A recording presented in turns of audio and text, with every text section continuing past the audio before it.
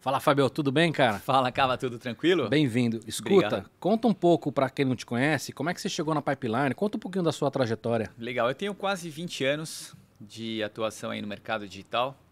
Comecei em agência de publicidade, na época em que realmente essas agências não estavam ainda tão versadas nesse dialeto digital, não falavam digitalês. E eu comecei numa agência que estava bastante em crescimento na época. De lá foi para o mundo da performance, porque o varejo digital era um dos segmentos mais promissores na época.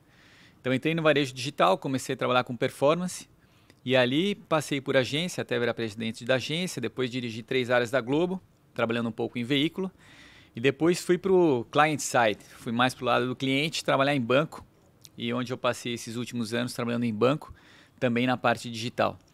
Quando eu saí, comecei as conversas com o Alon e com a Pipe e foi aí que acabei entrando já em 2023, quer dizer, eu sou aqui uma pessoa nova no time. Legal. Escuta, queria que você contasse um pouquinho do e-commerce, cara, é uma coisa que está crescendo já nos últimos 20 anos, mas eu quero que você conte um pouquinho para frente, cara. Como é que você está vendo o crescimento dessa indústria nos próximos anos? O e-commerce é aquela tendência certeira, cara, não tem como voltar, só vai crescer, até porque ela está se tornando um hábito cultural. Quanto mais o tempo passa, felizmente mais as pessoas têm acesso ao ambiente digital, então os novos entrantes, eles vêm aos milhões. E isso é positivo porque elas começam a também incorporar o hábito do consumo, da compra. E esse hábito ele é facilitado por alguns aspectos. Primeiro porque tem uma inteligência artificial por trás das plataformas que facilitam a jornada do consumidor. Então o que antes era algo um pouquinho mais complicado, hoje em pouquíssimos cliques a pessoa ela tem acesso ao que ela quer. Então, o nível de satisfação do consumidor, ele é atingido muito rápido. Por quê? Porque ele encontra rápido o que ele quer, ele consegue comprar com bastante facilidade, a logística está cada vez mais avançada, então ele não precisa esperar demais, quer dizer, a diferença entre a compra física e a compra digital é cada vez menor. Aquele que ele teria que esperar um tempo para receber, ele pode receber eventualmente no mesmo dia, ou talvez no dia seguinte. Então, como esse timing ele é pequeno, a pessoa ela opta pelo comodismo, e ganha também por 2 aspectos, porque a empresa ela tem menos custos, ela não precisa ter um estabelecimento físico, então o preço começa a ficar menor, ela tem margens maiores e o preço também é bom para o consumidor. Então ganha de todos os lados e naturalmente essa tendência ela só tende a aumentar e a crescer. Legal. Ô, Fábio, a gente teve um salto aí com a história da pandemia, né? Sim. Eu vi alguns gráficos de pessoas que fizeram uma compra online pela primeira vez. Se a gente olhasse para a curva, a gente cresceu 10 anos em 6 meses. Obviamente que você tem toda uma galera aí de empresa que precisou fazer essa migração, que ainda não estava preparada para atender esses consumidores, mas você também tem clientes que já estavam preparados para receber esses consumidores, mas como são consumidores que eu chamei de compradores virgens digitais, né? Certo. Porque o cara ele nunca fez uma compra online, né? Como é que você vê esse movimento? Essas empresas que já estavam vendendo, já estavam trabalhando no e-commerce, também tiveram que se adaptar a esse público novo ou não? Tiveram que se adaptar a esse público novo e a melhor saída que elas escolheram é a saída da simplicidade. Não tem nada melhor do que 2 aspectos. Você ter simplicidade nesse processo e você atingir a satisfação daquilo que o cliente tem como desejo. Então isso é feito com muita tranquilidade quando você está em frente à tela, mas com um trabalho gigantesco por trás. Isso tem a ver com inteligência artificial, com realidade aumentada, quer dizer, são tecnologias novas que estão entrando e embarcando nesse processo para que, na verdade, quando ele sente ali na frente, ou do computador, ou até do próprio telefone celular, ele se depare com uma interface fácil, simples e assertiva. Então, ele simplesmente entra lá, acha rápido o que ele quer, compra com facilidade e ele começa a ficar cada vez mais acostumado com isso. Então, é um hábito que acaba sendo incorporado no dia a dia dele. Legal. Eu vou te perguntar uma coisa de scale-ups, mas talvez quem esteja escutando a gente não conheça o termo. Você consegue explicar para a gente ou não? Quando você tem uma empresa que está realmente no começo, né, na fase inicial, que em geral se chama de early stage, ela é a famosíssima startup. Startup, obviamente, pelo próprio termo, quer dizer, começou não faz muito tempo, né?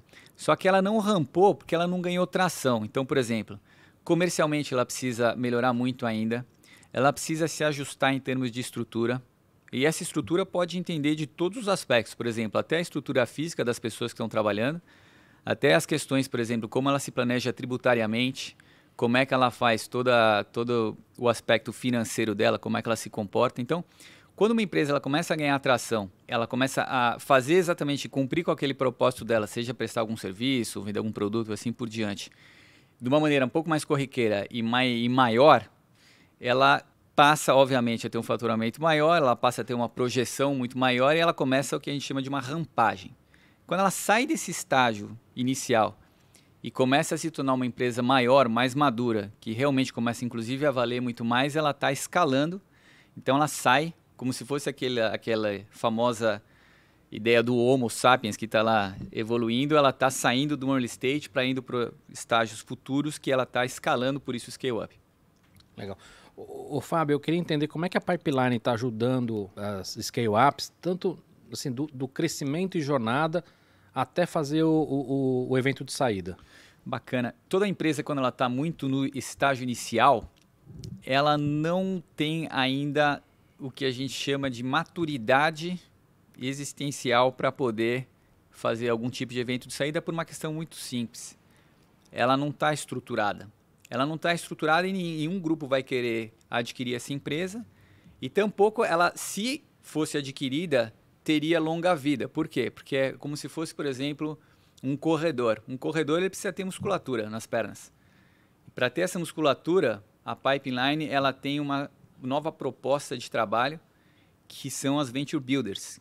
Como diz o nome, elas são empresas que estão desenvolvendo startups e elas estão fortalecendo essas startups, trocando bastante expertise e provendo bastante recurso, infraestrutura. A gente não está falando aqui de Venture Capital, necessariamente investimento financeiro.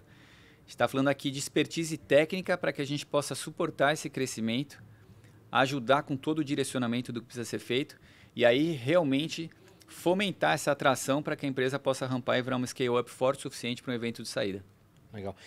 Queria entender como é que você está vendo a interação das indústrias de Martech e Adtech com o e-commerce. Não tem nada pior do que você ser perseguido pelo famoso anúncio que vai estar aparecendo em todas as telas onde você estiver, olhando, para onde você estiver olhando, e você não vai querer. Aquilo complica e desconstrói toda a imagem de marca. Por quê? Porque você não quer, você não vai converter, você não vai considerar, você, enfim, não vai descer funil algum. Então, a indústria de EdTech e Martech hoje ela está realmente tornando a publicidade muito mais dinâmica e muito mais assertiva. Ela usa, por exemplo, inteligência artificial para poder anunciar para você aquilo que realmente tem a ver com o teu hábito de consumo, com a tua navegação, com aquilo que você quer. Nada mais simples do que satisfazer o teu próprio desejo. Então, com isso, você tem uma jornada que ela realmente vai de encontro com aquilo que você está procurando, com eventualmente algo que seja complementar àquilo que você já procurou.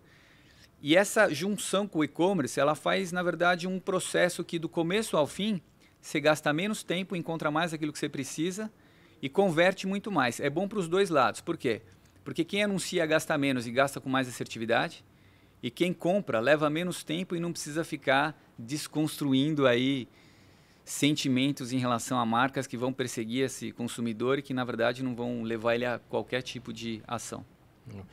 Cara, tem uma coisa que eu acredito muito, mas que acho que era legal você comentar, explicar um pouquinho por que as scale-ups e as startups são relevantes para a economia. Elas trazem inovação, elas bagunçam o coreto, no bom sentido da palavra. Você tem alguns padrões já estabelecidos de empresas que estão há muito tempo no mercado, provendo serviços, desenvolvendo produtos, e com as startups, essas inovações que as startups trazem, fazem com que essas empresas precisam se movimentar. Então é bom para a economia porque vai gerar uma evolução como um todo. Além disso, elas trazem investimento. Elas geram novos empregos. E elas também fazem com que a economia se movimente, porque alguns processos eles vão ser quebrados e vão surgir novos processos. Então é uma evolução constante. Quer dizer, a startup ela faz um papel muito importante na economia de realmente trazer evolução em todos os sentidos, empregando mais pessoas, gerando mais empregos, trazendo mais inovação e fomentando um ecossistema de novos entrantes no mercado, o que é extremamente importante para você poder ter uma renovação ali em qualquer tipo de segmento, seja industrial, seja de serviços, o que quer que você puder pensar. E essa concorrência também acaba gerando frutos para o consumidor. Com certeza, para o consumidor é excelente porque ele começa a ter uma diversidade de produtos melhores, às vezes até mais baratos, e produtos também que tenham uma eficiência, seja através do seu uso ou seja através de um serviço que a pessoa estiver consumindo, que vai facilitar a própria vida do consumidor. Então é bom, na verdade, não só para a economia, é bom para a sociedade como um todo. Legal. Fábio, que bom que você está aqui, espero que você volte. Cava, muito E obrigado até a pela próxima. oportunidade. Valeu.